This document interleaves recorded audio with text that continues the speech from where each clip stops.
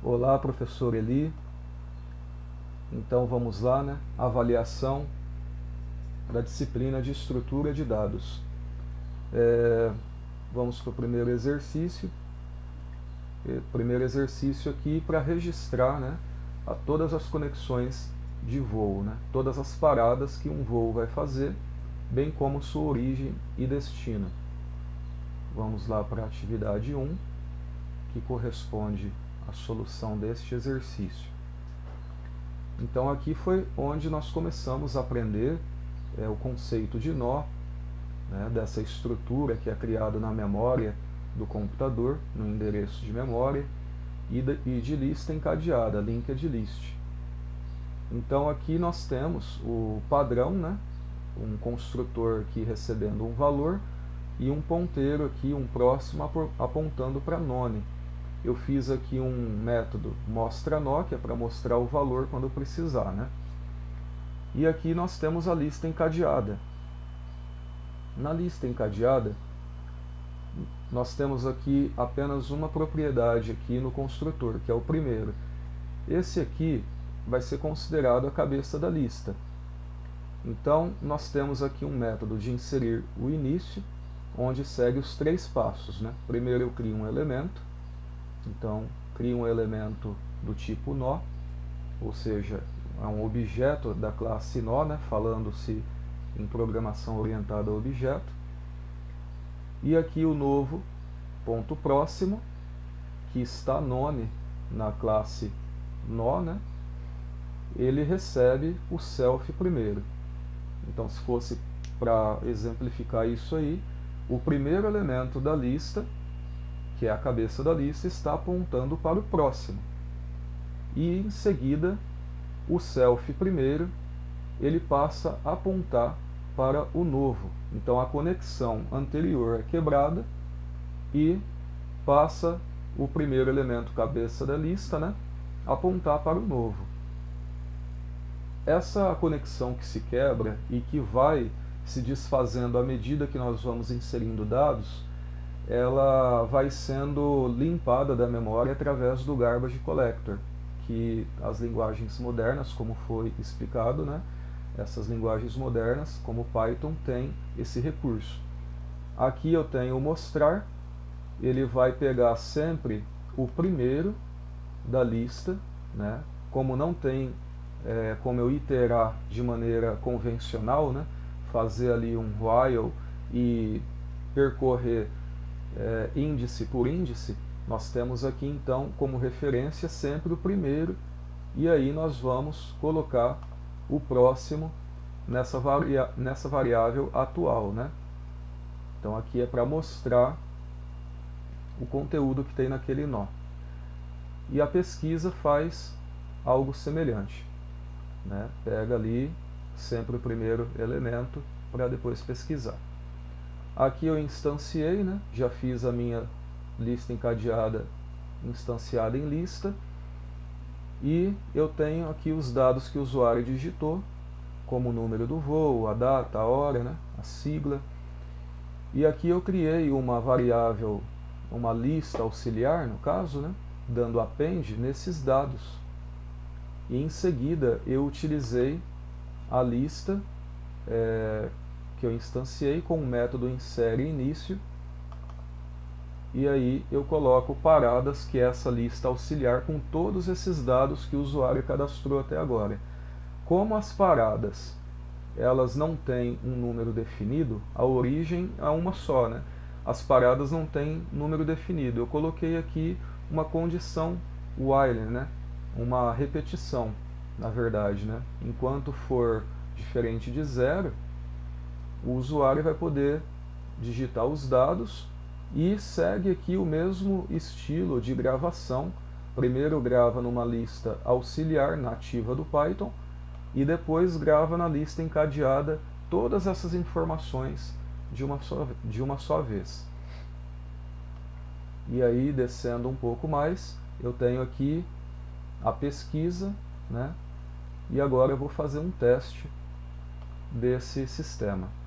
Eu vou testar como se eu estivesse fazendo um voo de testando um voo de Presidente Prudente ao Rio de Janeiro. Então o número desse voo é 111, data de hoje.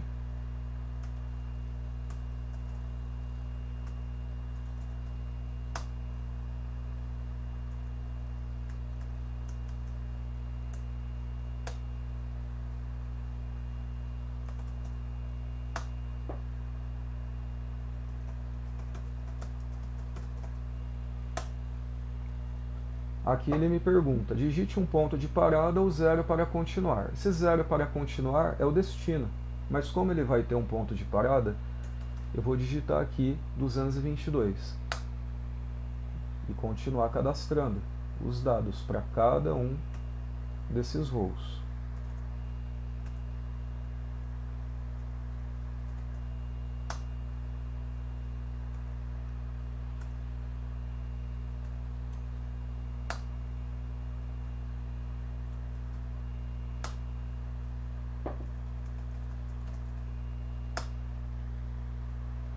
Agora eu vou digitar 0 porque vai chegar ao destino, né? Passou por Guarulhos, 0. Então o destino da viagem vai ser número 333, a data do voo.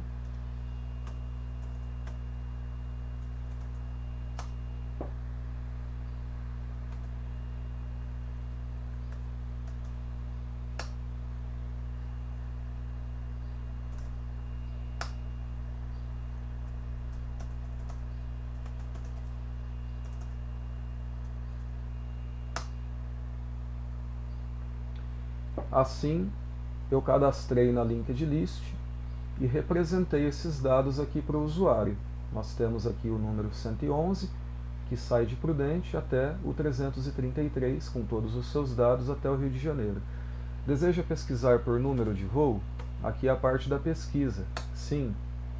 Então eu quero saber os dados do voo número 222, por exemplo. Ele traz para mim voo encontrado, né? E aqui eu tenho todos os dados, às 16 horas, Guarulhos. Aí ele pede de novo, deseja pesquisar novamente? Sim. Então vou pesquisar o voo 111, que é o voo de origem. Ele traz aqui para mim, que saiu de Presidente Prudente, né, com todos os dados. Sendo assim, finalizo o programa, dou um não, e vamos para o próximo exercício. O próximo exercício é dos estacionamentos. Estacionamento A e B, onde o A obedece à regra de negócio de uma pilha e o B de uma fila. Então, no caso da pilha, o último que entrou é o primeiro a sair. Aqui eu poderia fazer para a vaga 2 sair, por exemplo. Eu tirar a vaga 2 ali do meio, né? Aí eu teria que criar uma variável auxiliar para guardar a vaga 3, né? Guardar esse carro da vaga 3 para poder realocar ele. Mas nesse caso eu criei uma regra de negócio própria, onde vai seguir essa ordem, né? O carro que entrou por último vai sair primeiro, e na fila aqui, no estacionamento B, o carro que entrou primeiro, que está na vaga 1, vai sair primeiro. Vamos lá para o código.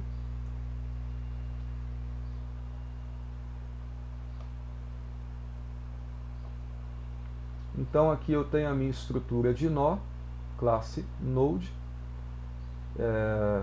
e eu tenho o algoritmo aqui de pilha e de fila. Esses algoritmos, como foi falado, são padrão, né? E eu vou pular aqui e ir para a minha implementação. Na minha implementação, o que eu fiz? Eu fiz um menu para o usuário escolher se ele quer cadastrar a entrada de um veículo, se ele quer retirar o veículo do estacionamento, ou se ele quer mostrar todos os veículos, ou mostrar veículos apenas de um determinado estacionamento. Aí esse menu ele tem a validaçãozinha dele aqui, né? Não pode ser um valor acima de 3, tem que ser entre 0 e 3. E aqui eu crio algumas variáveis auxiliares aqui no meu método, na minha função estacionar. eu crio algumas variáveis globais, como esse placa pilha, que vai ser objeto de pilha, porque eu vou estar usando essas informações em outros escopos. Então, para elas serem enxergadas, eu criei como global. E aí segue as gravações. Aqui eu tenho uma lista de repetição, onde o cara pode digitar aqui o número da placa do carro, os dígitos da placa do carro, e em seguida essa placa é gravada, placa pilha, né, que eu instanciei, e aqui eu tenho uma lista auxiliar apenas para representar para o usuário essa gravação.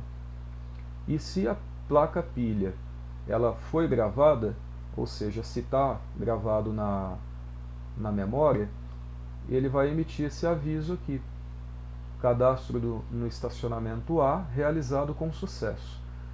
O mesmo vale para o B. É o mesmo algoritmo, apenas mudando aqui os nomes de variáveis, né? Declarando aquelas que necessitam ser globais. E aqui eu tenho aqui o próximo, a função carros estacionados, né? Se o usuário digitar sim para mostrar todos, ele vai mostrar todos os carros que estão estacionados tanto no A como no B. Se ele digitar não, ele pode escolher se ele quer mostrar os carros apenas do estacionamento A ou do B. E nós temos aqui o método bastante importante, né, a função aqui bastante importante, que é o retirar. E aí ele vai escolher de que estacionamento ele quer retirar. Se for do estacionamento A, ele vai dar, na representação aqui, né, ele vai dar um pop na lista, porque ele vai tirar o último que entrou, primeiro a sair, nessa representação. E aqui no placa pilha eu uso o retirar pilha, que é um método próprio, que foi criado lá na nossa classe pilha, né, que retira o último elemento cadastrado. A mesma coisa eu faço para fila, ela tem aqui o método dela, e na representação eu faço o pop 0, que é para tirar o primeiro e não o último. Sendo assim, vamos executar. Eu vou cadastrar aqui alguns veículos no estacionamento primeiro, no A, né, que corresponde à pilha. Então, o A está selecionado.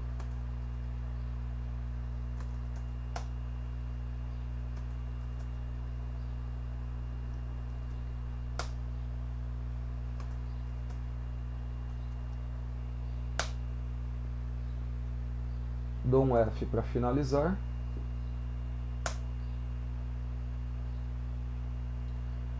Pronto, estacionei, né? Então aqui aparece a mensagem: cadastro no estacionamento A realizado com sucesso. Agora eu vou estacionar no B. Vou dar um 1 aqui, digitar 1, escolher o estacionamento B. Então vamos lá. Primeira placa, então primeiro carro aqui, segundo carro, terceiro carro. Finalizei. Em seguida, vamos utilizar a opção 3 para mostrar esses carros estacionados. Opção 3, deseja mostrar todos, no caso, sim ou não, né? Eu vou mostrar todos a princípio, para a gente ver como ficou. Então aqui nós temos estacionamento A, na vaga 1, veículo ABC 123, e por aí vai. E estacionamento B, na vaga 1, veículo A 1111, e assim vai. Agora eu vou fazer as retiradas. Quando eu retirar do estacionamento A vaga 3 tem que sair, que é o último, né? Que entrou é o último que sai na pilha. E aqui, como é uma fila, é a vaga 1 que tem que sair, o primeiro que entrou. Então vamos lá, vamos retirar. Então digito 2 aqui. Vou escolher que eu vou retirar do A. Saída realizada com sucesso.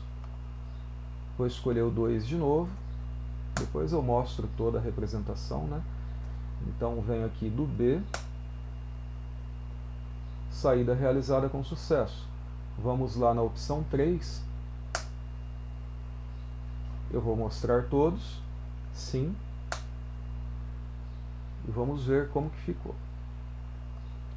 Então, estacionamento A, o primeiro que saiu foi o último que entrou, o veículo 789, ABC 789 da vaga 3. E aqui na fila do estacionamento B, o primeiro que saiu foi o primeiro que entrou, obedecendo assim a regra, né, proposta.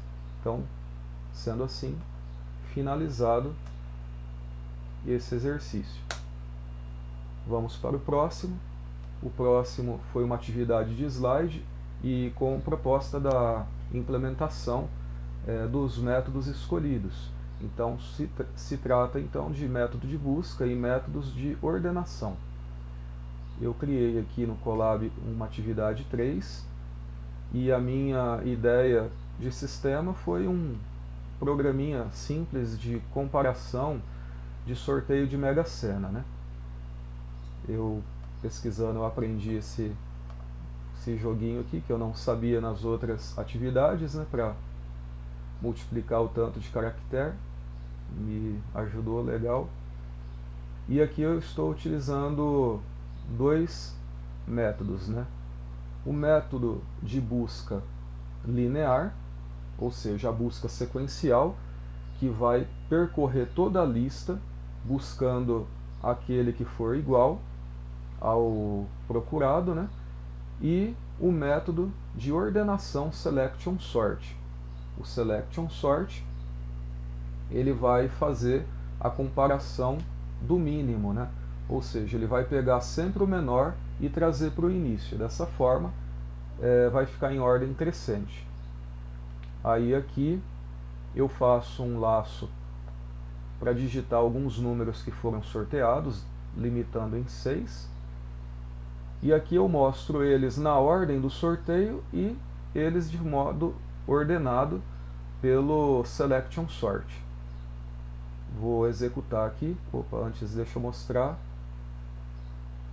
a busca, né? A busca linear. Então aqui eu fiz uma variável valor recebendo linear search e o nsort, que é a minha lista, né, sendo passado, comparando com o result, que é o que o usuário está digitando. E aqui embaixo a quantidade de acertos. Vamos lá então executar. Então aqui, vou descer um pouco na barra para melhorar a visão. Então vamos lá. O primeiro foi o 12, que foi sorteado. É em ordem aleatória, né? Assim, daria até para ter feito uma funçãozinha randômica, mas eu estou partindo de um pressuposto que o usuário está digitando aqui na mão um resultado, né, para corrigir algumas apostas. 3.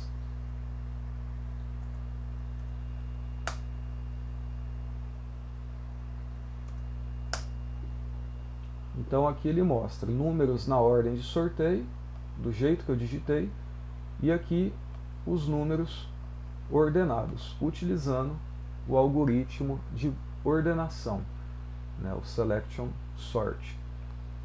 E agora eu vou estar fazendo as apostas. Vou começar a apostar aqui. Então eu vou apostar no 40,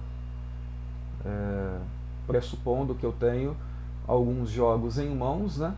E eu estou apenas lançando esses números. Então, vamos lá. 40, 55, 3, 5, 1 e 20.